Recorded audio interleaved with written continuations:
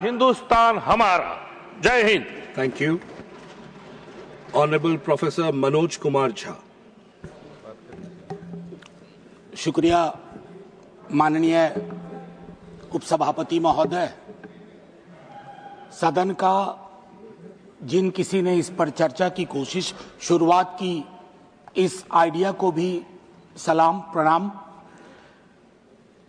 एक चीज शुरुआत में कहना चाहता हूं, हरिवंश राय बच्चन जी की आत्मकथा का एक खंड है पहला, जिसका शीर्षक है क्या भूलूं क्या याद करूं। तो मेरे लिए यह अवसर 150वीं वर्षगांठ या सालगिरह इस खूबसूरत गीत का एक अवसर भी है आकलन करने का।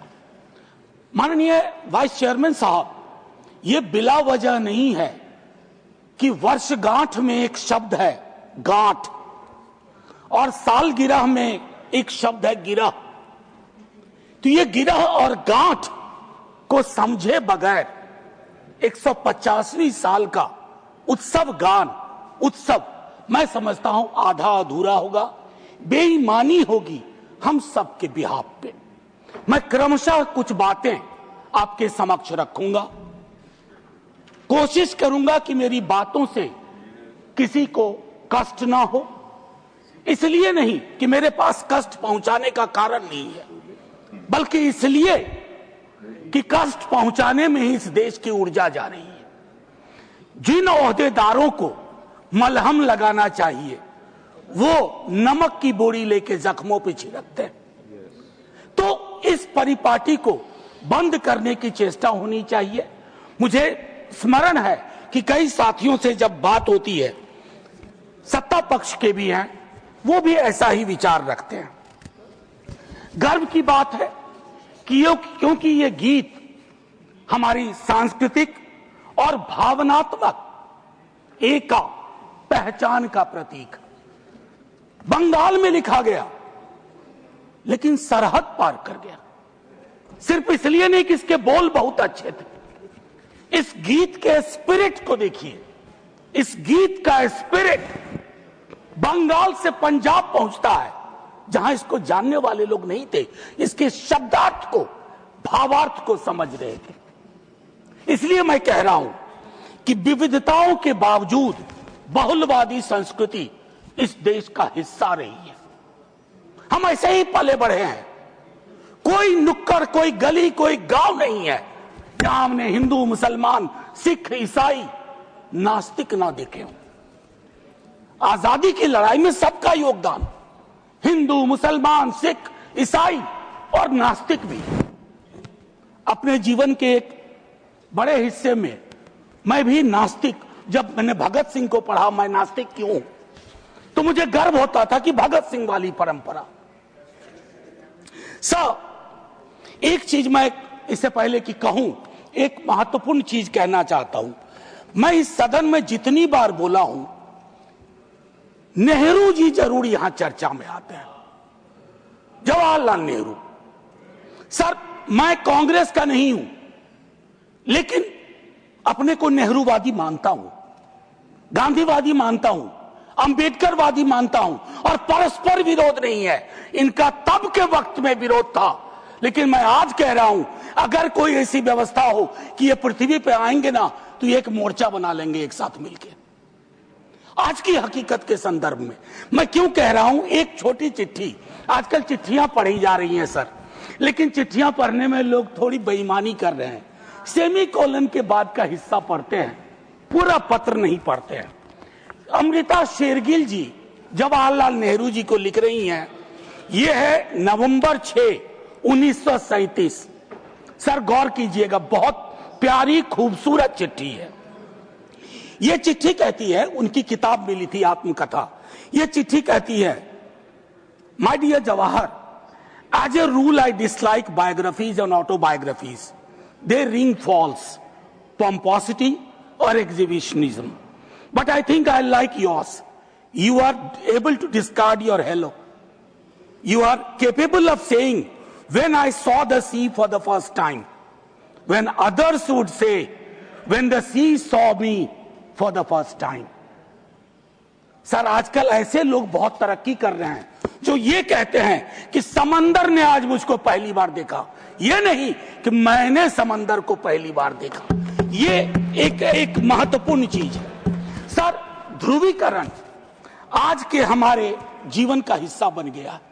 क्या बंकिम बाबू ने यह कल्पना की थी, उस महाकवि ने यह कल्पना की थी कि देश इतने टुकड़ों में बंट जाएगा? पार्टीशन से ज्यादा। अभी मैंने देखा चंद महीनों पहले इस देश में आई लव महाकाल और आई लव मोहम्मद में जिहाद करवा दिया गया, झगड़ा करवा दिया गया। I can love every God simultaneously, yet I want to remain in peace, in prosperity, seeking justice and getting it. ये रवायत क्यों खत्म हो रही है? सर येन केन प्रकारेण चुनाव जीत जाए, मैं बधाई देता हूं। चुनाव जीतना एक कला है, हो सकता है ये इस कला में आप निष्णात हो, लेकिन सर मैंने कहा तो मैं चोट नहीं पहुंचाऊंगा, लेकिन चुनाव जीत जाए और देश हार जाए, देश टुकड़ों में बंट जाए, गलियों गलियों में नफरत की फसल हो, ये कौन सा वंदे मातरम है? ये कौन सा वंदे मातरम है? मैं सिर्फ ये कहना चाहता हूं, चुनाव जीतने की कई पद्धतियां हैं। कुछ पब्लिक को पता है, कुछ अभी नहीं पता है, आने वाले दिनों में पता चल जाएगा, क्योंकि इस मुल्क में कोई सीक्रेट बहुत दिन छुपता नहीं है। लेकिन एक चीज जो सबके सामने उजागर है कि आप चुनाव के वक्त, चुनाव से पूर्व, चुनाव के दौरान आप किस प्रकार की जुबान बोल रहे हैं। सर मैं जानता हूं जब तमाम हमारे सीनियर साथी लोग, मंत्री लोग एक दिन तो पब्लिक लाइफ छोड़ के जाएंगे, मैं भी जाऊंगा छोड़ के, सर मैं भी छोड़ के जाऊंगा, लेकिन मूल्यांकन करूंगा मेरी बातों ने कितनों को चोट पहुंचाई है, कितने घर में दीवारें खड़ी कर दी, कितने गांव में तकसीम जैसे हालात कर दिए। मैं वंदे मातरम के माध्यम से कश्मीर पे बोलूंगा, शाम में मेरी ट्रोलिंग हो जाएगी, मैं नहीं बोलूं क्या? चुप हो जाऊं भय से, डर से? सर 1 मिनट का वक्त दीजिए, मैं ज्यादा वक्त, मेरे दूसरे स्पीकर हैं वो बोलेंगे, बस मुझको 1 मिनट का वक्त दीजिए। मेरी बातें अधूरी रह गई हैं, लेकिन ऐसे अवसरों पर अक्सर होता है। सालगिरह जरूर मनाएं, गिरह का ध्यान रखें, वर्षगांठ जरूर मनाएं, गांठों का ध्यान रखें, और अगर वो न कर पाए तो इतना जरूर करें, इन महापुरुषों को, इनकी रचना को अपनी राजनीति का अवसर न बनाए, औजार न बनाए। और एक आखिरी टिप्पणी करूंगा, पहले भी कह चुका हूं, सर इस सदन में पक्ष विपक्ष दोनों तरफ महापुरुषों को याद करने वाले लोग हैं।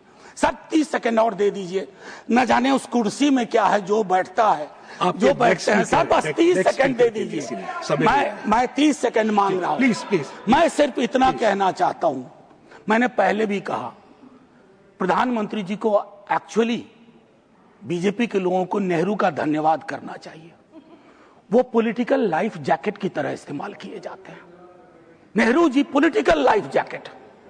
इसलिए कल सदन में एक नेता ने कहा, मैं आज यहां दोहराता हूं, एक दिन तय करिए और तय करिए कि मुकदमा हो। आप भी जिरह करिए, हम भी जिरह करें। मैं इतिहास का छात्र हूं, दिल्ली आया था एमए हिस्ट्री करने, धारा थोड़ी बदल गई, लेकिन आज भी इतिहास को संदर्भ में देखता हूं। 1937, 1905, 1915 की बातें पढ़ूंगा तो पूरा पैराग्राफ पढ़ूंगा, सेमीकोलन के बाद नहीं पढ़ूंगा। और मेरा इतिहास बोध 14 से पहले का है, 14 के बाद का नहीं है। जय हिंद, वंदे वंदे। Thank you. Doctor M Thambidurai ji.